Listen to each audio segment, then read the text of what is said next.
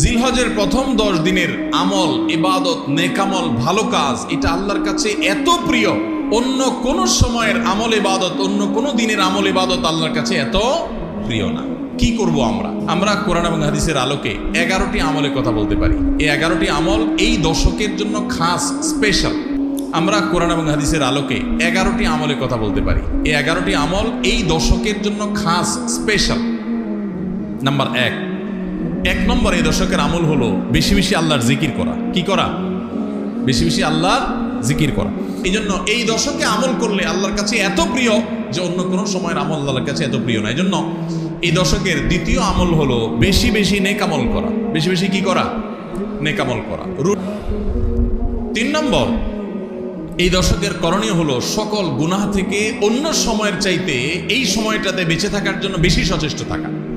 গুনাহ তো 12 মাসই আমরা করব না, কিন্তু এই দশক গুনাহ না করার ব্যাপারে চেষ্টাটা একটু বেশি থাকবে। 4 নম্বর আমল হলো যাদেরকে আল্লাহ তাআলা সামর্থ্য দিয়েছেন তারা হজ করবেন। এই দশক হজের আমলের মাস, আমলের দশক। এই দশকেই হজ হবে। অতএব যাদের তৌফিক দিয়েছেন আল্লাহ তাআলা তারা কি করবেন? হজ করবেন। এটা এই দশকের আমল। এটা হলো 4 নম্বর আমল। 5 নম্বর আমল হলো যাদেরকে আল্লাহ সামর্থ্য দিয়েছেন তারা এই দশকে কোরবানি করবেন। কারণ কোরবানি এমন একটা আমল, নবী করিম সাল্লাল্লাহু আলাইহি সাল্লাম মদিনা হিজরত করেছেন, এরপর থেকে প্রতি বছরে তিনি কি করেছেন? কোরবানি করেছেন। আল্লাহ নির্দেশ করেছেন ফাসাল্লি লিরাব্বিকা ওয়ানহার, তুমি তোমার রবের নির্দেশ পালনার্থে নামাজ আদায় করো এবং কোরবানি করো। তো এই জন্য ঈদুল আজহা অর্থাৎ এই জিলহজের প্রথম দশকের শেষ দিন অর্থাৎ 10ম দিনে কোরবানির আমলটা করা, এটা যাদের সামর্থ্য আছে তাদের জন্য প্রযোজ্য। এই দশকের একটা আমল হলো কি করা? কোরবানি করা। কয়টা আমল গেল? 5টা।